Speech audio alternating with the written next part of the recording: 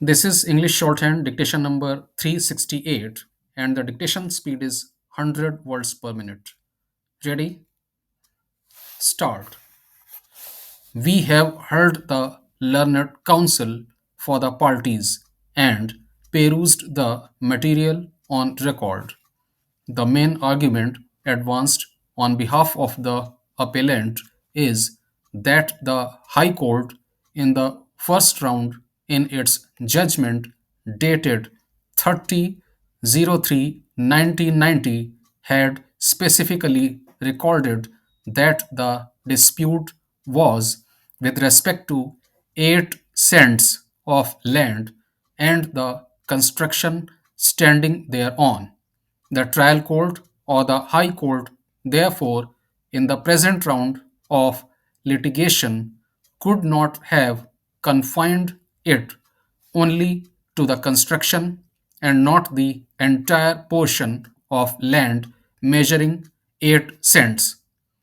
It is further submitted that under the law of merger, the judgment of the trial court and the first appeal court in the first round of litigation merged with the judgment of the High Court dated 30/03/1990, and it is that judgment alone which has to be read as final and binding between the parties.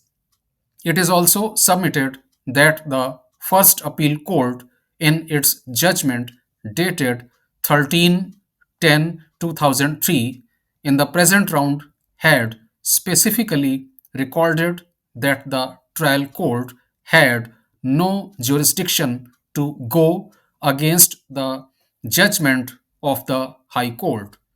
The High Court, in its impugned judgment, has, in fact, breached the judicial discipline by taking a view contrary to the earlier judgment.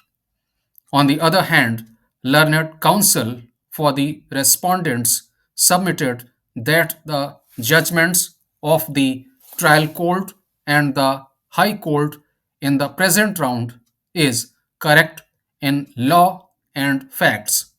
The earlier round of litigation initiated by the respondents was only with respect to the constructions raised by the appellant, which of course they had lost.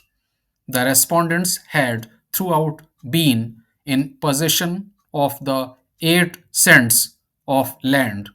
The appellants were never in possession thereof. The judgment of the trial court and that of the high court deserves to be maintained.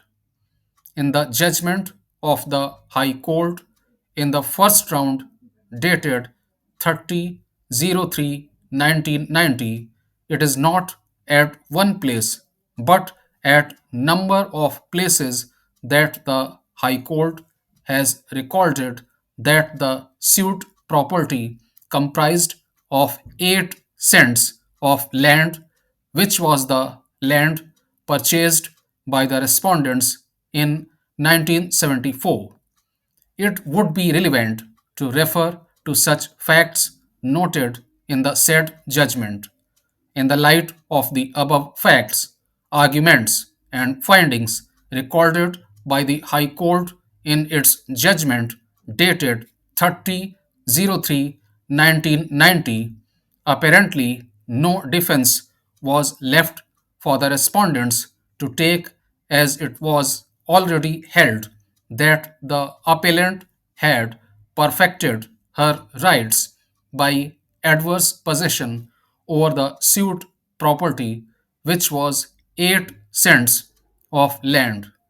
The construction of the appellant was standing over the 8 cents of land, maybe on part of it, but she was found in possession of the entire 8 cents. The respondents never sought any clarification of the findings of the High Court or the observations made therein, nor did they assail the same before any higher forum. The judgment dated 30/03/1990 attained finality. Interpreting the said judgment, which was clear in itself, any differently would clearly amount to judicial indiscipline.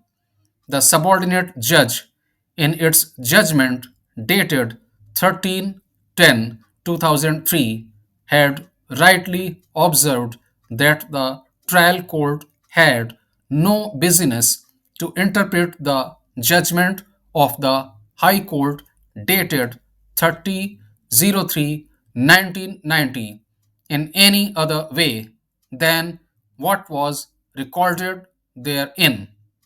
The doctrine of merger is a common law doctrine that is rooted in the idea of maintenance of the decorum of hierarchy of courts and tribunals. The doctrine is based on the simple reasoning that there cannot be at the same time more than one operative order governing the same subject matter. In the current case, as previously mentioned, the High Court's judgment from the initial round, dated 30/03/1990, noted that the disputed property included 8 cents of land, not just the building structure on it. As per the doctrine of merger, the judgments of the trial court and the first appellate court from the first round of litigation are absorbed into the High Court's judgment dated 30/03/1990. This 1990 judgment should be regarded as the conclusive and binding order from the initial litigation. Following the principles of judicial discipline, lower or subordinate courts do not have the authority to contradict the decisions of higher courts.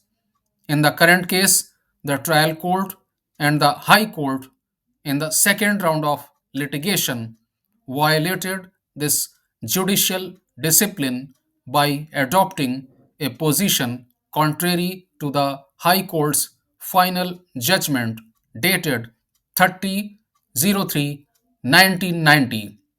From the first round of litigation, the argument of the counsel for respondents is mainly that the judgment of the trial court and first appellate court in the first round of litigation clearly stated in the case of the plaintiff that it was with respect to the constructed portion only in which the mother of the appellant was residing and not the whole area of 8 cents purchased by them.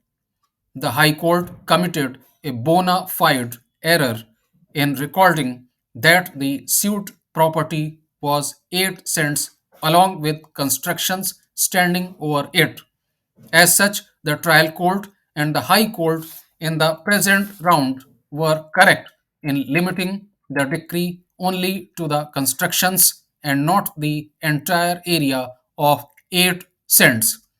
In order to test the above agreement, we carefully examined the judgment of the trial court as also the first appellate court.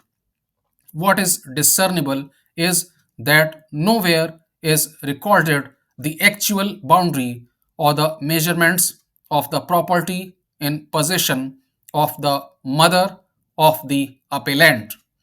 The respondents therein had based their case on the ground that they had purchased 8 cents of open piece of land and the defendant therein had raised construction over some adjoining land and had trespassed over part of her purchased land.